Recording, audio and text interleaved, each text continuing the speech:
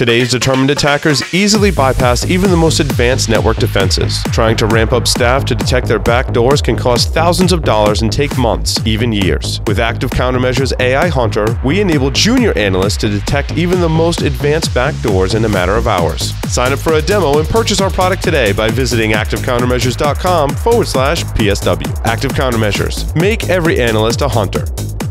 Endgame automates the hunt for both known and never-before-seen adversaries in enterprise networks. Built on unique knowledge on the adversary's tools, techniques, and tactics, Endgame's centrally managed agent prevents, detects, and responds to advanced adversaries in the earliest stages of the kill chain without prior knowledge. Endgame. Automate the hunt. Oh, welcome back, everyone, to Paul's Security Weekly. This is the security news for this week. Oh, yeah. We ready? Oh, yeah, we're ready. Where do we want to start, gentlemen? And I do use that term loosely. Start? In the stories, Larry. The stories, Larry. The thing we do every week. Oh, right. For the past 13 plus years. Your story number 8. Yubico snatched my login token vulnerability. We've been doing this so long that you're in my head. Because I was like, we should start with Yubico. Yeah. And the title is Yubico snatched my login token vulnerability to claim a $5,000 Google bug bounty. So there were some researchers that basically figured out that there were vulnerabilities in browsers such as Chrome was the most heinous or the easiest to exploit or something like that. And this vulnerability, basically Web USB, which allows websites to access USB devices. The original researchers, Vervier and Oru, found that they could craft web pages that masquerade as real sites, such as Facebook.com, and still read from YubiKey tokens. Such a malicious phishing site could therefore trick victims into handing over their Facebook username, password, and two-factor code and log them in to cause havoc. That is assuming that your Yubico device is still plugged into your computer when you're visiting the website.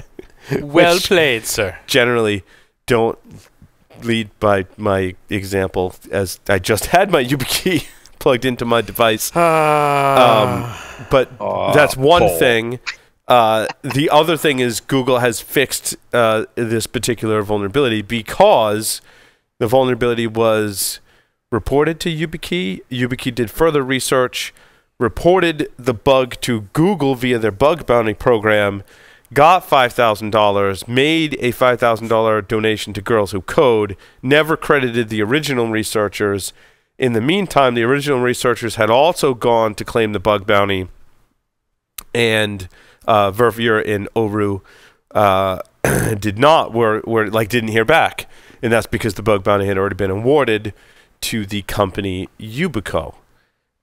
So essentially, I could see that being an issue and like totally not cool, whether that was a miscommunication done on purpose. The researchers, who seemed like upstanding citizens, were fine with it being donated. They're like, it's not about the money. It's about us just getting credit for being the original folks that found this vulnerability, which, again, now since it's been reported to Google and assuming other browsers, depending on how exploitable it is in other browser frameworks. I know that Chrome is particularly vulnerable, and it is a fix, either has been pushed out or is in the works of being pushed out for this vulnerability. So that was an interesting story, and I wanted to make sure that, we should probably read the full names of the researchers on there, since this is all about crediting their original work, which from everything I read was awesome. So it's Marcus Vervier and Michel Oru, who discovered the original vulnerability and presented it, I believe, at a conference. You sure that's not Marcus Vervier? Vervier could be. Could be. It's quite European. French? Might be a French name. I'm thinking French too. Ooh la la. Yeah, Vervier. I'm thinking French. Sure. That's irrelevant to their research. Oh, they did present it. Offensive Con 18 is where they presented this. And I thought, I think it is kind of a big deal. Again, if people are leaving their Yubico keys or really any U2F device, plugged into their systems. I think in general, we shouldn't do that. I normally don't do that. Although I just rebuilt this laptop today. And so what was happening is like every time I go to do something or install something, I'm like, crap, I need my two-factor auth token because I put that link to a bunch of stuff. And so it just ended up left in. But in general, like I usually don't, because I'm usually like, oh, I gotta do that. I do it and take it out, put it back on my bag or clip it to my belt loop or whatever. So I have it on me. So generally bad practice to leave it plugged in. Can I ask about the story that we got so high we called 911? I'm just really curious about that. You want to jump to the interesting news of the week, which normally I reserve after we've gone through some other more security-related stories. But yes, let's get to the cool shit. Cool shit. Come on. In kind of our off-topic stories of the week, which I've been trying to do more of lately, just to kind of spice things up in articles that I find interesting. So there's this article from Vice.com, published this article, and they asked people about the time they got so high they called 911. Turns out there's quite a few people that got so high they had to call 911. One of my favorite stories is the elderly gentleman in his 70s or 80s that it looks like accidentally ate a whole bunch of edibles, which is apparently never a good idea. He's all of a sudden dancing and yelling and screaming. His family couldn't contain him. He started wandering down the street. They were trying to coax him back into the house. He went into a bank and a McDonald's and just wandered everywhere. And I'm thinking he was probably just got the munchies and wanted to go to McDonald's. Yeah. Need to get some money. Need to get some money. Maybe he was of his right mind. Got to stop at the ATM. Got to get me some Big Macs. I mean, that totally makes sense to me. And some fucking French fries. And some French fries. And a milkshake. And apple pies. And apple pies. I mean, this is what I read on the internet, because that would never sound delicious. There's another story in there from someone else that said they were in the ambulance and they were saying like that they should trick out the ambulance and they should be on an episode of Pimp My Ambulance. And yeah. It's a really funny account of people that get to. And there was one there. I mean, and these people are sure they're going to die. Like, they're really not at any risk of dying. From everything that I've read, that there's just no reported deaths from like overdosing on marijuana, but they think that they're going to die. And I've heard this from others, medical professionals that like work in Colorado and stuff. You hear stories, right? And there was one person who was like, I was really trying to dial 911 on my hand.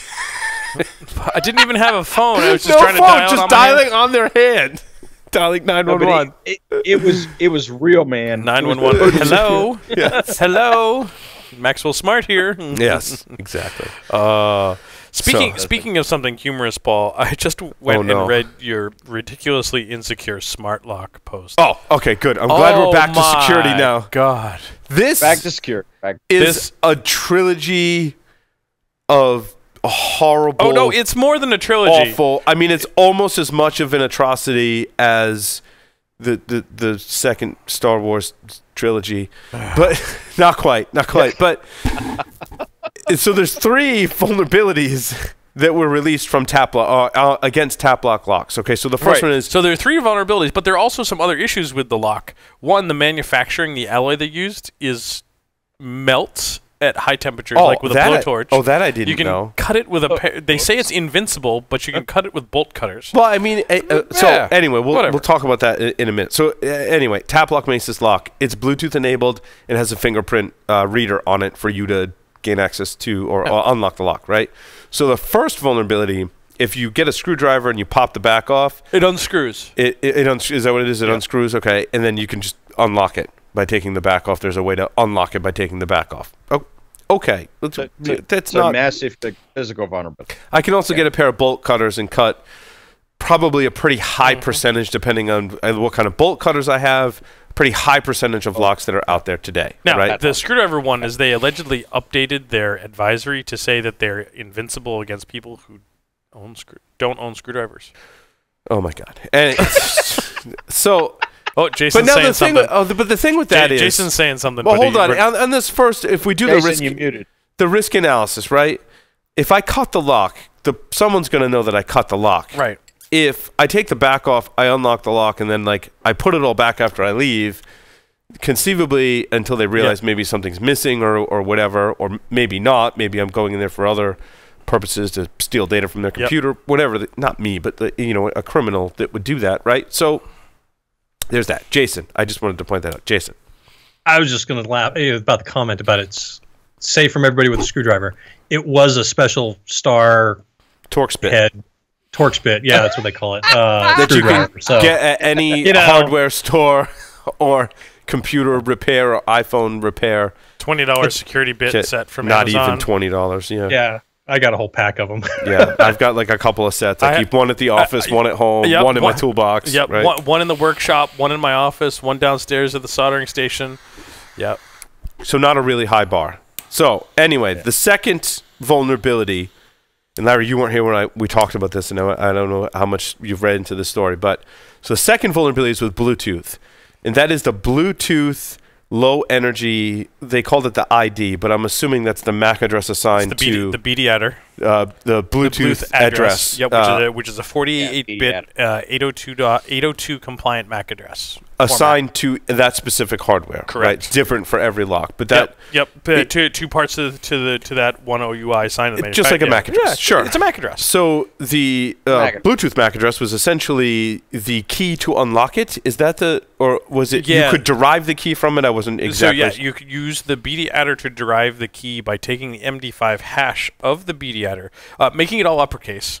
Yep. Taking a hash of the BD adder, and MD5 the first 7 characters of that MD5 hash are key 1. Okay, good. That's more detail than I had. Yeah. And 16 through 23 are the serial number. And Larry, correct me if I'm wrong, but only 32 bits of that are actually significant, if I remember correctly. That is correct for Bluetooth Classic as far as integrating with Bluetooth.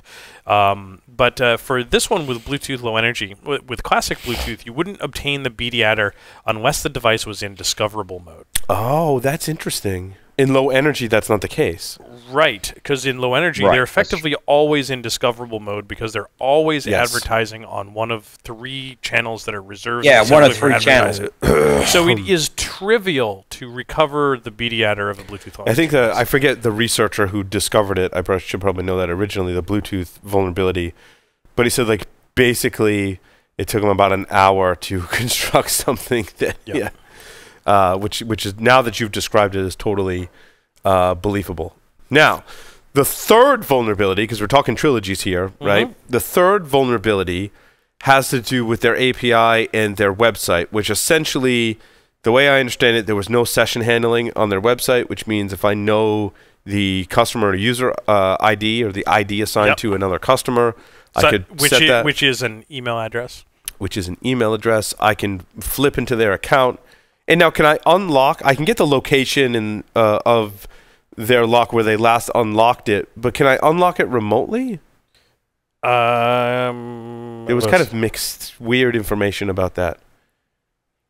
In any case, that in and of itself, poor session handling is really bad. I mean, that's been in the OS top 10 for a really long time now, maybe even since the beginning of time. It wasn't indicative that he could unlock the lock. But he could get the location of where they unlocked the lock the last time, and then using the previous 2 vulnerabilities, be able to go to that location. I don't know if it was where the lock was unlocked the last time. It was at least the user's mailing address or some variety. I thought it was the lock's location where it was last unlocked. It sounds familiar to me. Yeah, you not only access others' locks, but where you can find them physically. So I'd say you could probably unlock them and find them. Yeah, it was, the details were kind of... Yeah, that was kind of the mainstream technology media gets a hold of it, and it's hard to decipher like what the real thing is. You often got to like dig into the actual researcher's paper, which in this case, I'm not sure that they were publishing a whole lot because Taplock was still working on updating it. Now, a couple of things in this story, and we talked about it on a lot of the other shows on the network, but first of all, you got to remember what these locks are protecting, right? Is it my locker, maybe with my phone in it, that's protecting it while I'm at the gym, or, God forbid someone's using it to secure something more high secure. I think the bypasses are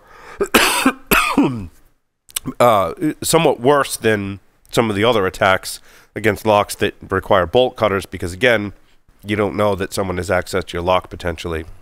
So reading the post from Vangelis Stikes, I think it is, by having an email account, he could effectively access the other person's account and share any lock from that account to another account permanently.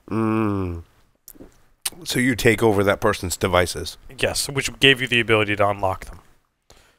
The other one was that you could do anything with the app as long as you had the valid login name over HTTP. Yeah, that's the other thing. The API was not encrypted in any way. Oh my. Plain text API. Yeah. Oh my. So kind of my final comment on this is, I mean, sure, it depends on what you're protecting, but Taplock has no culture of security, in my estimation. Has not paid attention to any previously discovered vulnerabilities or put any effort into making it difficult for someone to bypass any protections on their platform. Therefore, I wouldn't recommend anyone uses them. You know, even if you're protecting something like your bicycle, like all these vulnerabilities, like tied together in chain, even if they fix some, like it's just I wouldn't use it to really protect anything. Like, given the seriousness of the vulnerabilities, I wouldn't recommend use it to protect really much of anything. Yep. So this was a Kickstarter campaign. Yes. So Kickstarter campaign. It was $100 lock. They raised $320,000 and then stopped updating their site for their updates and citing manufacturing problems in China type of thing. And then they finally delivered the lock, like, after lots of consternation. So yeah, that was very much we have lots of people unhappy with us. Get the damn lock out there. Right. So certainly not a good story from the beginning. No. But quite humorous for us. Yeah, quite humorous that they touted it as the unbreakable lock. It could have used Microsoft Sphere. It could. Well, yeah, this is the perfect use case, Larry. Thank you very much for using Microsoft Sphere, right? Azure Sphere. Thank you. It'd be interesting to see how the implementation of user authentication would work on the platform. We didn't really get into that with Galen. It's like he did mention, like, there was a kit you can build an application. I would assume that in that application you can take advantage of the security facilities to authenticate users to it, which was one of the issues that we had here with Taplock. Yep. I'm not sure how it would protect. You know what? It'd be a good follow-up questions to reach out to Galen and say, hey, take a look at this Taplock thing and tell us, like, how Azure Sphere is helping it, because this is a lot of it in the implementation. Yeah, be interesting. Absolutely. Yeah.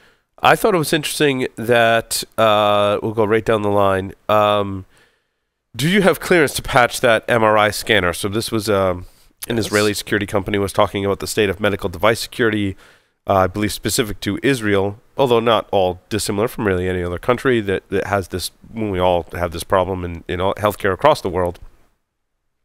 There was an interesting quote that said that medical companies that make things like MRI scanners, that they're really not investing in too much effort into upgrading the previously sold medical devices because of security reasons. They might fix something because of health issues very quickly, but they're really not looking into improvements that need to be made to existing equipment because of cybersecurity. So my thing was, like, what if I told you that a security issue is a potential health issue? Right? I mean, that's the track record we've seen with security researchers that have looked at medical devices. You could compromise the health of the patient because of a security vulnerability. And this article is very clear to say that medical device manufacturers are looking at these as two separate problems. I'm like, no, it's not a separate problem. I'm kind of in this same, ballpark with software vulnerabilities. Like, a bug and a vulnerability, they're one and the same. Don't you not want to have bugs in your software? Sure, you have to prioritize them, but a performance bug a functional bug, or a bug that leads to a security vulnerability are all just bugs. They have to be fixed, and you have to prioritize those fixing them. Get fixed, Right. Look, I think our community has to actually phrase it as a life safety issue. If we don't talk about it in terms of life safety, I don't think it's going to get the attention. And normally we do, Joff. I mean, the content that we've had and had people like Katie Mazuris and Josh Corman, and others from the medical community, others from security researchers that are working on medical devices. Normally, Joff, they're right in line with what you're saying, right? They're like, this is a health issue. I wanted to point out this article and just show our community that it's out there that, like, sometimes the perception is that it's not the same thing, and we have to be there to help correct that in a very constructive way, and not use like technical language, and speak to people about this problem and highlight it exactly as you said, Joff. So I'm on board with you. Yeah, no, and we gotta be serious too. I mean, it's not. I mean, if we say that, it's kind of like throwing the red flag. If you say that, you got to mean it. Like, really, this vulnerability is a life safety issue. We can't be the people that cried wolf, right? I mean, that's not cool. We've got to pick our battles, right? But that's how we're going to get traction. You know, if we actually say, no, seriously, this really is a life safety issue, and we can demonstrably prove that, we're good to go, right? So and that was interesting. Many years ago, I did a scoping call with some folks that had this like electroshock therapy type of device that was used for stimulation of various organs in the body. And we're working with the engineers to come up with some scoping, and we're asking some very detailed questions about some things that we need to think about. And one of those was like, could I interact with, and I'm going to use the terms, could I interact with the API on the device to send it commands directly? Let's just say I could, and could I send a value that was greater than that in the interface? And they said, well, yeah, we do. We have the field, and it's an 8-bit field, and we could do values, but we typically do values 1 to 10. I mean, this one could go to 11. But I'm like, well, what if I write 255? And their question was, well, why would you want to? And my answer was, because I can. And the engineers came back with why would you want to? And they were very resistant through this whole process about, why do you want to test our device? We've done a really good job of securing this, and you don't need to test it. And I said, and they again said, well, why would you want to? And my answer was, because I can. Yeah, and just because. Their answer back to me was, we don't understand. Why would you want to? And I said, if I wrote a value of 255, could I kill someone? Oh. Right. And then the whole conversation changed. Right. Because when it goes back to several years ago when Mike Murray came on the show when we were talking about this issue, and he gave the medical device example of the scalpel, right? Yeah. Like what prevents someone from going and stabbing and killing people with a scalpel? Now the person that designed the scalpel may say, well, why would you want to do that? Exactly in your case, Larry, right? And it's because we don't design things and think about how people will use those in an unauthorized or unintended manner. Right. What has to happen in software development and design of hardware and software platforms is we have to take into account, what if someone does something not expected, right? And that is part of functional testing and also part of security testing as well. It should also be part of threat modeling. And obviously, in some industries, these exercises and the way that we structure software are not done in that way to be resilient like that. And the answer to why would I send something that it's not expecting is, well, to see how resilient the device is, right? Or and then what the outcome is. Right. And maybe that outcome is your expected outcome, or your desired outcome is to kill someone or cause harm, right? No, I mean, what you just said actually is the very definition of what we do as penetration testers. It's not what if. We are going to send an unexpected value. Right.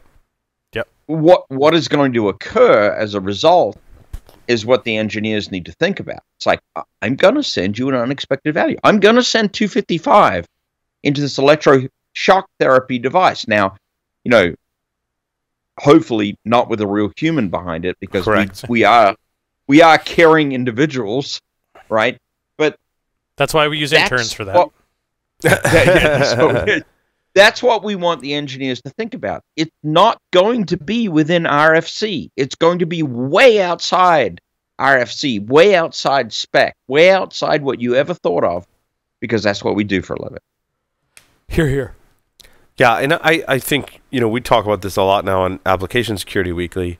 It's about covering all the different levels of testing, right? And some of I think the newer concepts, such as test-driven development, are identifying where you can have unintended consequences or send things that aren't expected.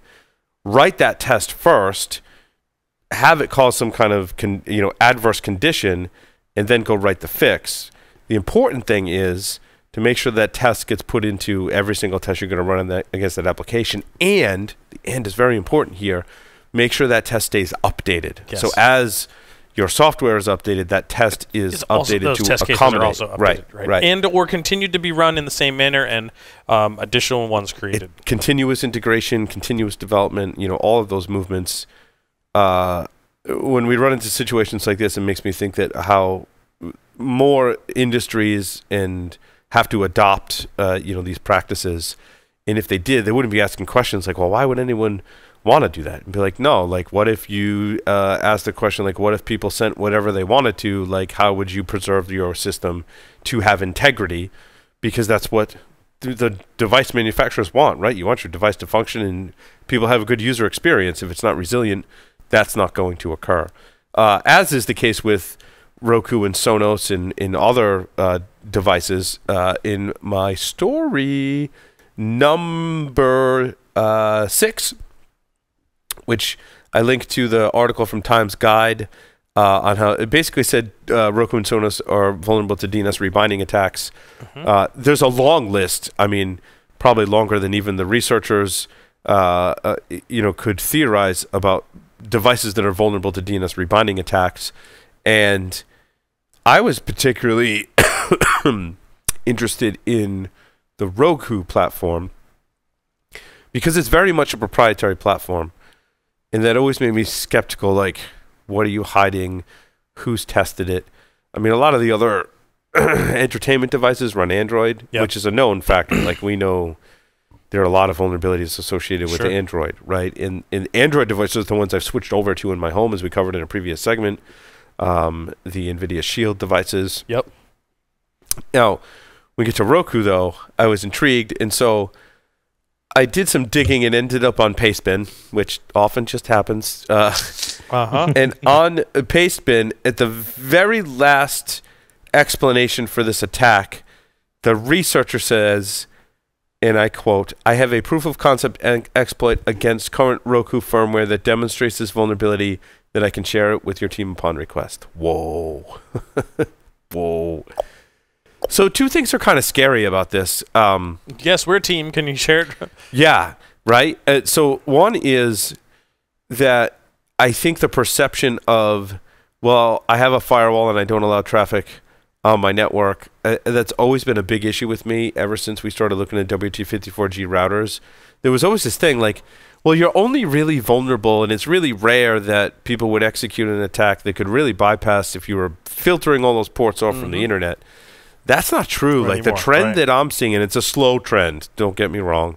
I think Robert Graham from Eradisec kind of talked about it as a rare exception that someone would go to the lengths to execute phishing attacks or entice someone to click on a link.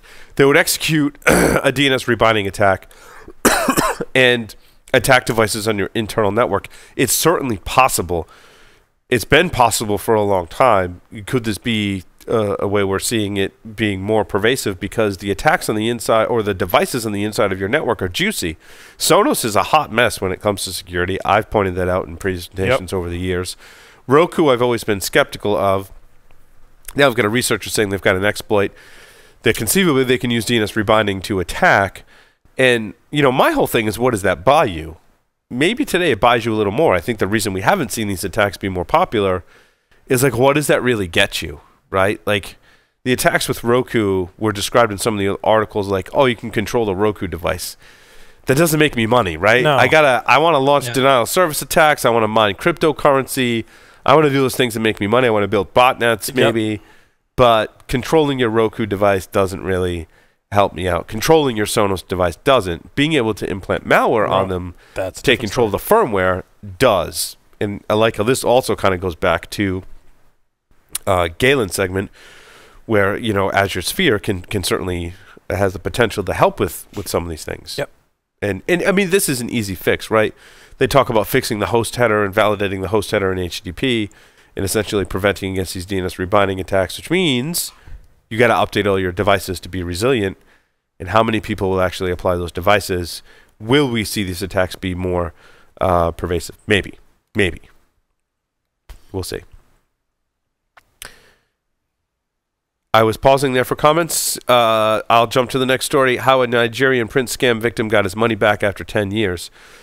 It's a hell of an investment. Dude, this person, I think he was $110,000 into, the Nigerian print scheme, like showing up at the airport, waiting for people to show up with, briefcases or suitcases full of money and having it never happen. And they were stringing him along for like 3 or 4 years.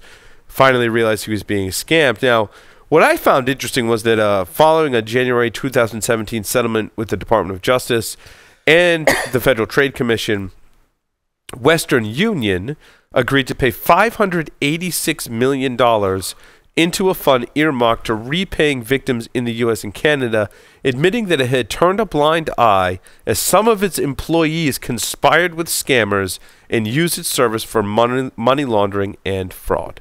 Wow. So some of these victims are able to get their money back if Western Union was involved, because they admitted to wrongdoing. That they weren't on top of the issue. And that I thought the interesting part was Western Union employees were conspiring to be part of some of these scams. So I thought that was pretty interesting. The bummer about that is the guys that are running the scam aren't out anything. Yeah. Right. It's just Western Union that's out the money, which, all right, they had employees conspiring as part of it. That's bears some of the blame, but the bad guys still walked away with the cash. Yep, that they did. Which they're probably using to launch more scams. Yay. And you wonder what the U.S. federal authorities are, like how they investigate it in like who gets tracked down and put in prison as a result of these scams. Is it no one? Is it some people? Is it like how much of a target do you have to be? I'd love some empirical evidence on that, because to the best of my knowledge, it's no one. Yeah. Well, it's the not our jurisdiction problem, right? The only one that is a challenge with the internet as a whole, right? Nigerians can happily keep victimizing people as long as victims keep existing. So that's it's the way of the world. The key is, and one of the important functions of our show and others, I won't mention any names, is to keep educating people, right? Don't be a victim. Absolutely. I thought it was great. My article number 11, dark reading, Meet Bro, the best kept secret of network security. Now, I don't necessarily think it's a secret. Maybe not to us in security, right? But as you look at your IT operations teams, it could be a tool that maybe they've overlooked or not heard of. I'd be remiss in saying, or not saying, should I say, Bro is not an IDS. And anybody on the show who disagrees with me, let me know. But Bro is a protocol analyzer, and a really darn good one. Yep. And if you want to know what's going on your network, you will, tap, span, port mirror, whatever your terminology of choice is, send some traffic to Bro, and you are going to know what's going on your network. I actually almost did my tech segment on Security Onion. I was really looking hard at it. One of the things that they've done in the past, Security Onion used ELSA for its search engine and for aggregating data and whatnot. And, now they're using Elk Stack inside of Security You're stealing my Onion. thunder, Jason. You stole my thunder. I'm glad you did, though. But yeah, that is, as Jason points out, one of the major updates. And it used to be in the unstable. In the unstable or development versions, used to have the Elk Stack, and I was playing around with that. I was really super impressed. And I kind of felt like it was ready. I'm like, I didn't really have too much trouble setting it up and using it for analysis. I thought, you know, Doug and team was doing a great job. And just recently, like in the past month or so, there have been several updates, and now that's in the stable version. So clearly my assessment was correct. Like they were pretty close to have it being in production. And, you know, as Jason pointed out, it's a full elk stack, and the Kibana interface in Security Onion is the bomb. It is awesome. It was set up really well. Hey, Paul, I wonder if we could get Doug on the show one night. Yeah, I mean, because I agree. You know, really, really hats off. I mean, Doug has done such a great job with Security Onion over many years, and I'd love to have him on the show. It'd be a great interview. He's been on the show in the past, but we can certainly bring him back, especially, you know, the 1604 release of the Security Onion I thought was pretty significant. So I'd like to have him on to talk about that. They're using Docker technologies, and they've added a lot of functionality into that. So awesome. There was talk about from Dr. Neil, what's his name? Krawitz. I couldn't get this article to come up. Why haven't we had him on the show too? I don't know. We need to have him on the show. We've covered his blog for years. Yep. I haven't dug into the details of this one, but this was basically looking at some JPEG attacks. Okay. I couldn't get this article to come up for me, for whatever reason. Yeah, the Hacker Factor blog, hackerfactor.com is his blog, in case the article was entitled Past Its Prime? Yeah, and it was looking at JPEG vulnerabilities, and I didn't read much else into it as focusing on some other stories. Go ahead, Larry. One that I had in there in mine, the one that I thought was probably the most interesting was commercial airplane hack, just a matter of time. There were two studies that were done, one in 2018 and one in 2017, that indicated that a couple of researchers working with DHS and so forth were able to take control of flight control systems in at least some portion, and was, my understanding, not all that difficult. And that they're basically stating, yes, it's going to happen. If anyone can make sense of my story number 5, have at it. Have at it. I couldn't make heads or tails of what the hell. The story was all over the place and pretty poorly written. I don't know if it's interesting enough. So this is the internet's most inept criminal goes to jail. Is that your story? Yeah, that's the one. Ridiculous. Anyway, Algeria. I think we just should skip that. My story number 4: Algeria shut down the internet to prevent student from cheating on exams. I don't know how much this relates to hacking. I mean, hacking is to a certain extent cheating, right? Yep. And I think that's why we like to call it ethical hacking, as we have permission when we do it, right? And we're not actually like cheating something for our own personal gain. We like to make the end result better. Well, we'd like to think that people go to prison when they do that, right? And violate the CFAA and other laws. But cheating on exams is kind of like I'm old, right? When I was in school, we had pagers. We had pagers. Like maybe when I was in college, cell phones started to become more of a thing. But they like weren't connected to the internet at that time. So what does it look like today to be, in a classroom where every single student has a smartphone or a smartwatch or, any other kinds of technology? So Paul, I got to make a comment. I was still working at a university a few more years than you were, and we had professors asking us to actually outfit rooms as RF cages. Yes. To prevent this problem. I mean that's and I'm not joking. That was a serious request. Yeah, I can see that. I mean, that solves a portion of the problem, as you, Joff, and many of us already know, right? Like it blocks internet access and network access potentially to the rest of the university network, but it doesn't stop someone from accessing what they can already put on any of their devices and access locally. True. There's local storage, right? Right. My thinking, of course, is always like, can't we just like jam everyone's cell phones? Of course, the FCC is not going to be too happy. FCC might have a problem with that about that. That's certainly one solution. Probably not kosher with the FCC. In fact, definitely not kosher with the FCC. Yeah. to do any kind of jamming, certainly at those frequencies. $11,000 in fines and up to 1 year in prison per infraction. Thank you, Larry. I knew you would have that information right off the. Look at that! He was like right on it, right on it. He knows it. He teaches it all the time. Yeah, right? I used to freak out my students when we talk about that in class. That I'd have one of those cell phone jammers. Yeah. And I said, yeah, and every time you turn this thing on, and I turn it on, it's an $11,000 fine and up to 1 year in prison. I turn it back off again. So yeah, like this could get really big really fast because there's $22,000 right there. Turn off and 33,000 and 44,000, and I'm like, guys, there's no battery in it. Yeah. Not that dumb. So,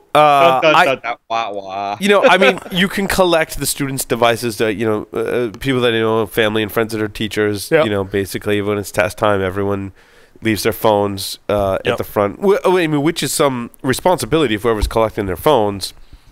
Right. If you drop them, lose them, someone picks up the wrong phone, I mean, you know, put a little set of little metal lockers in the classroom, like and there are teachers. Yeah, there are teachers that do have different methods for ensuring, you know, a system for collecting people's phones. I thought it was, if anyone, I know there's quite a few listeners that are teaching at the college level, listening to the show. Certainly, you know, what are some methods you use to prevent against, you know, this kind of stuff today? Part of me thinks though that. Is it really that different in some ways than I was just thinking that trying to hide notes in a ripped pair of jeans as you're moving around and stuff, and you're watching somebody shift around as they're looking at their arms where they've scribbled things. Yeah, there's a million ways people used to try and cheat right before we had phones, writing things on you know, mugs or rulers and pens and all whatever you know they're doing. So. I think it is that different because, you know, they have the ability to bring in a much larger wealth of information that you can fit on your arm, right? Well, I mean, that and also when you're in there taking the exam, you could take a picture of the exam and share it with someone who could then memorize just That's right. That's true. That's interesting. Yeah. So it's really a significant. So clearly we're all old and kind of unfamiliar with this problem as it exists today in the classrooms across the world. So let's see. Where do we have any more security stories to talk about? Yeah. So the last story. Oh my God. And I apologize. Someone shared this on Facebook and I don't remember who it was. So credit to whoever has shared this on Facebook that may have come across my feed. And Facebook it's a strange place. It's a very strange social network today. We'll just leave it at that. But I do find some interesting some head scratchers. Well, some interesting value out of Facebook. Some interesting articles that come up not as often as they used to, and largely I've been switched to Flipboard, so I don't go on Facebook as much anymore. I'm on Flipboard, you know, and reading security articles and articles for the shows. And largely, that's where I'm finding a lot of these more interesting stories. I've been surprisingly like Reddit has like Reddit's great. I never used to think there was a possible reasonable use for Reddit, and boy was I wrong. Yeah, no, I agree. So this story came up, and I mean it's not really security related. I mean I'm sure we could draw some parallels, but a couple was arrested for selling golden tickets to heaven. Now. There are several Nigerian 419 scammers. Yeah, and there are several. You mean golden Kerberos tickets? There are not Kerberos tickets, actual physical golden air quotes tickets. So there are several hilarious things about this article. So first, the couple who sold the tickets on the street for $99.99, not $100, $99.99 per ticket, told buyers the tickets were made from solid gold. And each ticket reserved the buyer a spot in heaven. You simply had to present the ticket at the pearly gates, and you're in. Now, the first question that I had was, how do I take my ticket with me after I die? Like, is there do I have to like what? Well, how because does it's gold. How does that work? You got to shove it in your shorts. Paul. Something. Because it's gold, it's a clear, good conductor of corporality. You got to smuggle it into the afterlife somehow. How does that? Yeah. Well, the only way to smuggle it into the afterlife is in your. What was the thing in Dude, Where's My Car? The something transponder. Yeah, I'm sorry. You're gonna. Johnny Blaze, help me out. What was the continuum transponder? Continuum Transfunctioner, Zoltan. Oh, yeah, there he is. Zoltan There he is. will help you get this golden ticket with you into the afterlife, would be my guess.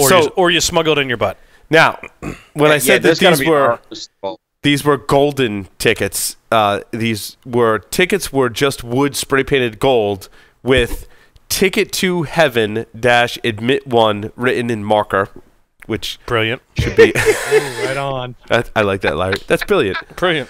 Brilliant. So this was a male and a female couple.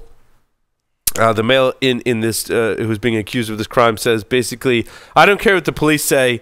The tickets are solid gold. It ain't cut up 2x4s. I spray painted gold, and it was Jesus who gave them to me behind the KFC and said to sell them so I could get some money to go to outer space. See, I met an alien named Stevie who said if I got the cash together, he'd take me and my wife on his flying saucer to a planet that's made entirely of crack cocaine. You can smoke all the crack cocaine there you want, totally free. So, try to send an innocent man to jail and see what happens. You should arrest Jesus because he's the one that gave me the golden tickets and said to sell them. I'm willing to wear a wire to set Jesus up. Damn, that's totally believable. I don't even know where to begin with that statement. Apparently they should call 911 because they're fucking high. Like, I have so much respect for law enforcement that has to sit there and take a statement from a person that's saying this kind of thing, and like, oh my god! You know that one was making the rounds at the station afterwards. And finally, we just wanted to leave Earth and go to space and smoke rock cocaine. Yes. This is the female. Go ahead, Darius. And she says, I just wanted to leave Earth and go to space and smoke rock cocaine. I didn't do nothing. It was Tito sold the golden tickets to heaven. I just watched. So she's an accessory to illegal golden ticket heaven selling. Rock cocaine to the alien planet where they met Jesus behind the cave. What is going on? Is this story real? Did someone make this up? Even if they did, it was worth a laugh. Only America. If you click on this, hold on. In Florida. If you click on this article, hold on, guys, in the production area. Fucking Jacksonville, Florida. I tell you, shit you not. Jacksonville, Florida. If you guys want to pull up this article, if you can maybe do that on a Skype machine or some machine, and just show our live viewing audience the picture of the two accused, Tito and his wife. Can we get the picture? Oh, Tito and Amanda Watts. If you click on the article in the show notes for those listening, if you go to wiki.securityweekly.com, and you go to the show notes, if you click on this article, and I can only assume these are the accused in this story. When you get there, and you just show the picture. What is that, like war paint? Like what? It's probably the marker that he used to write. Ticket to Larry's heaven. onto something. Oh man! Only after huffing the gold paint, though. It is totally the wackiest thing you'll see all evening. It is just the most ridiculous story. No, and there it is. There's the picture. There it is. Of the. What is? Zoom in. There we go. Going on. Oh my! Oh my! Wow. He must have a boo-boo. He's got a boo-boo on his neck. Yeah, he probably cut himself shaving with a space dinosaur. Wait! We could totally reform this guy and send him to Space Force. Oh, wait! God, he went there. He looks like my uncle. Uncle, is that you? Police said they confiscated $10,000 in cash, meaning they sold 1,000 of these. 5 crack pipes and a baby alligator. A baby alligator? That's right, I forgot about that. The story just keeps getting better. A baby alligator. Oh. Is that a thing in Florida? I'm going to take us out. I'm totally going to take us out. People can sell tickets to heaven. But the Watts misrepresented the products. They said it was gold, and it was clearly just wood spray painted. That's where they crossed the line into doing something illegal. Yeah, because it's fraud. Really? It's fraud. Wow. Yes, it's fraud. Oh my God.